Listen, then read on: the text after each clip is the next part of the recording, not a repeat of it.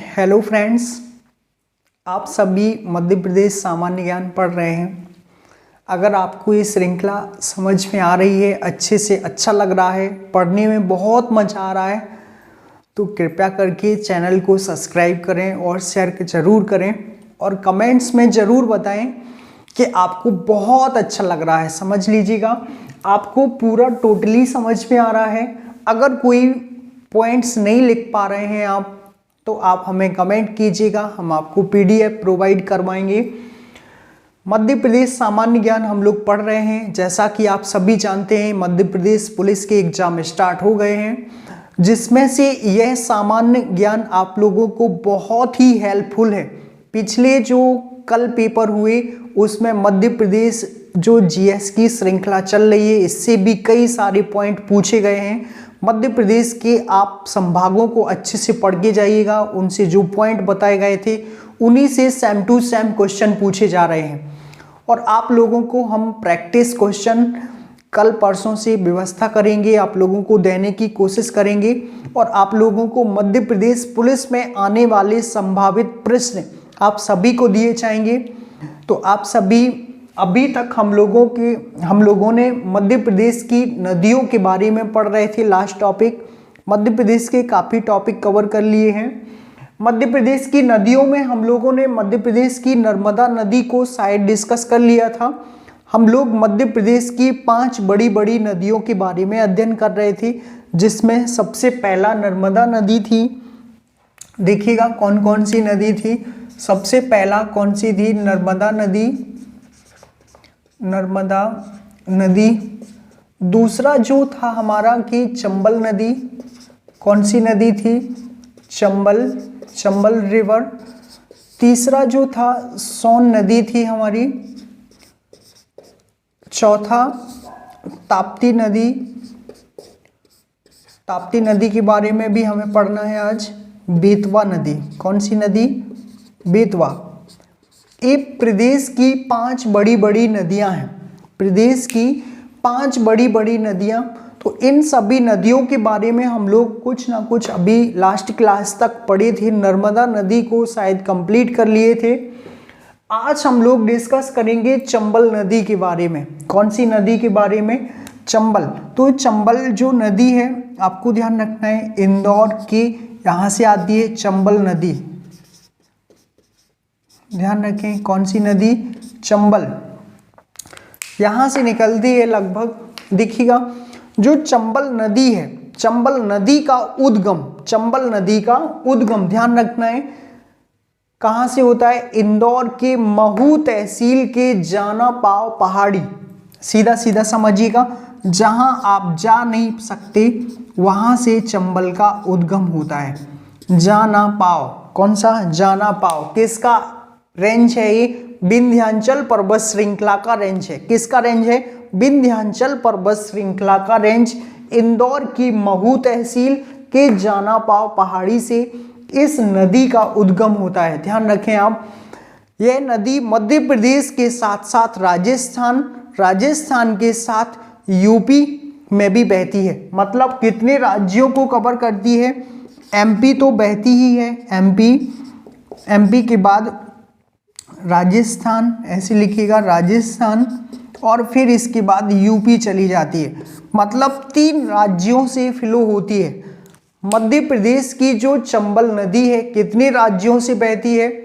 3 राज्यों से बहती है। कौन कौन से राज्य हैं? एमपी है, एमपी के बाद राजस्थान में जाती है, राजस्थान के बाद यूपी राज्य में चली जाती है। तो आप ध्यान रखिएगा, चंबल नदी जो है इसकी अगर हम लोग लंबाई की बात करें तो 965 किलोमीटर लंबी है।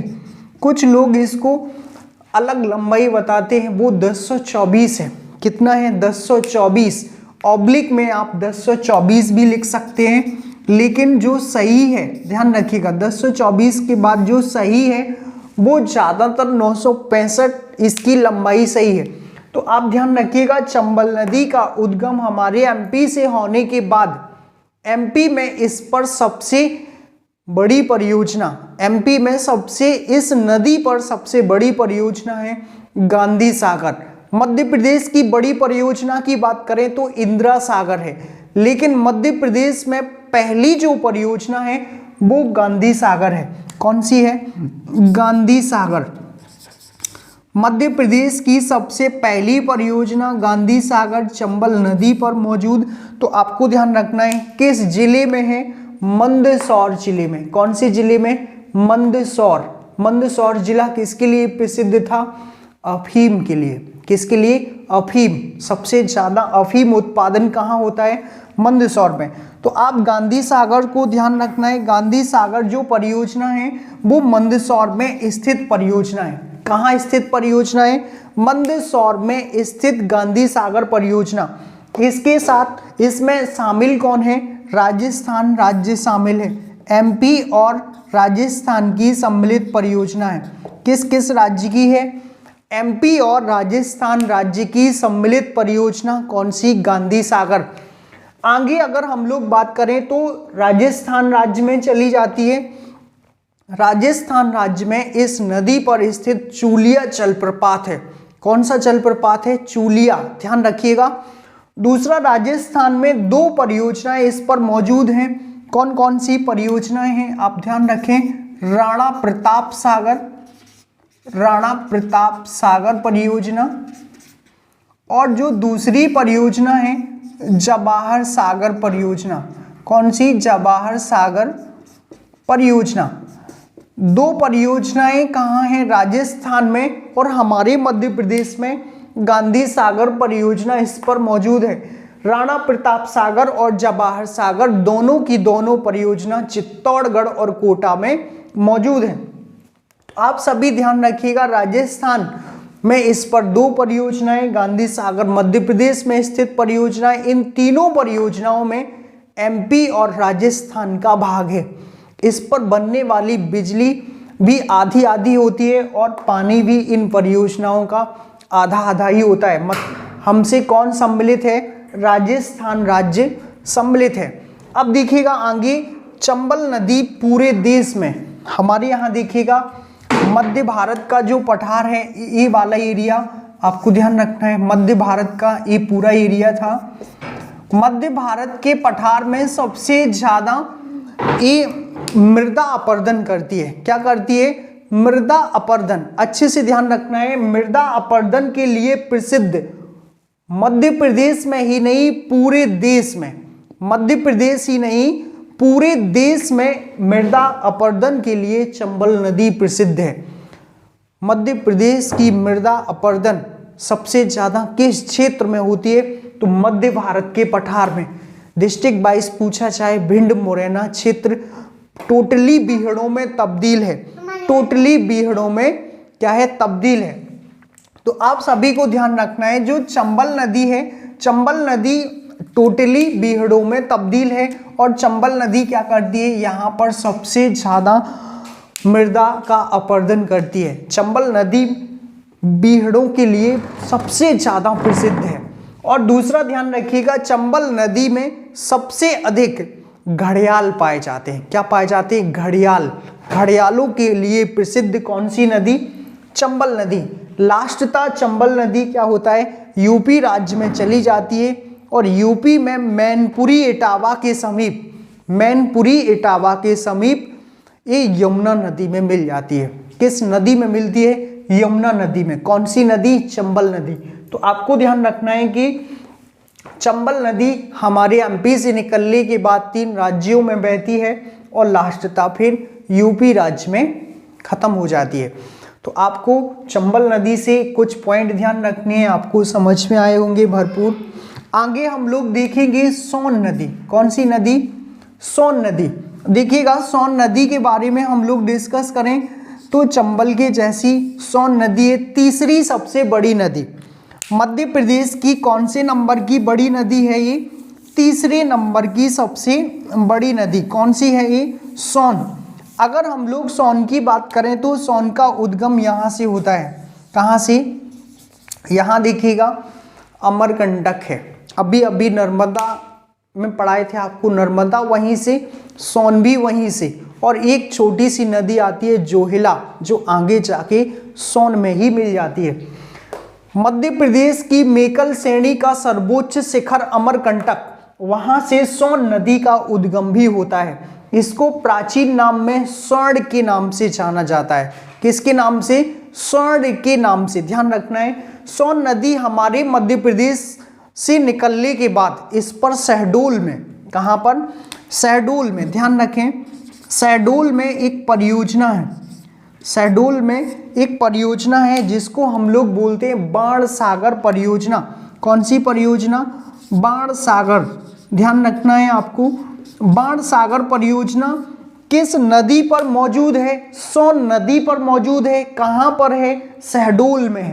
कहां है? शहडोल में। इसका जो मुख्यालय बनाया गया है वो रीवा में है। वो कहां पर है?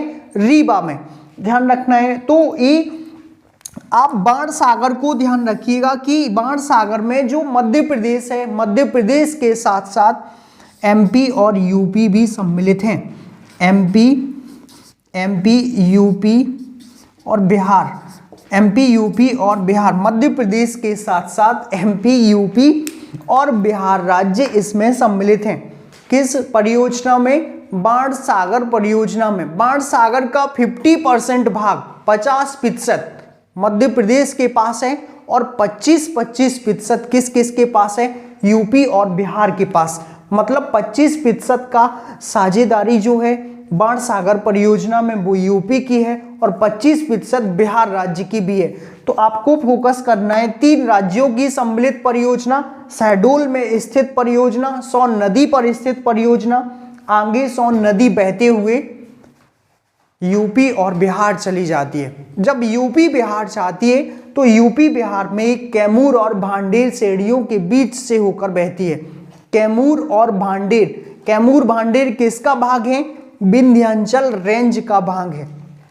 किसका भाग है? विंध्याचल। तो आपको ध्यान रखना है कैमूर से बहती है, कैमूर व भांडेर, ये विंध्याचल के अन्य नाम है। आपको ध्यान रखना है, यूपी बिहार में इनको जाना जाता है। यहां से बहने के बाद जो सोन नदी है, सोन नदी की अगर हम लोग लंबाई की बात करें तो लगभग लंबाई इसका 784 किलोमीटर है। कितना है? 784 किलोमीटर। और लास्टता यह नदी, सोन नदी भी लास्टता कहाँ जाती है? बिहार राज्य में पटना के समीप दीनापुर में। दीनापुर, ध्यान रखिएगा, गांव का स्थान का नाम है। किसके समीप है? पटना के समीप है। वहां पर दीनापुर गांव में किसमें मिल जाएगी? गंगा नदी में मिल जाती है। किस नदी में मिल जाती है? गंगा नदी में। तो आप इतने पॉइंट इससे सोन से भी ध्यान रखना है। सोन नदी पर स्थित या प्रसिद्ध परियोजना बाण सागर है। अमरकंटक से इसका उद्गम होता है, 3 राज्यों से होकर बहती है और 3 राज्यों के बाद लास्ट में यूपी बिहार में ही कैमूर और भांडेर श्रेणियों से होकर बहती है। लास्टता सोन नदी बिहार के दीनापुर के समीप, बिहार के दीनापुर के समीप कहाँ मिल जाती है? आपको ध्यान रखिएगा, गंगा नदी में मिल जाती है। किस नदी में? गंगा नदी में। तो ये सोन नदी के कुछ पॉइंट आपको ध्यान रखना है। अगर हम लोग सहायक पर बात करें, सहायक नदियों में तो रिहंद और जोहिला इसकी प्रमुख सहायक नदी है। रिहंद और जोहिला कौन कौन सी हैं? देखिएगा, रिहंद नदी और जोहिला नदी। कौन सी है? रिहंद और जोहिला।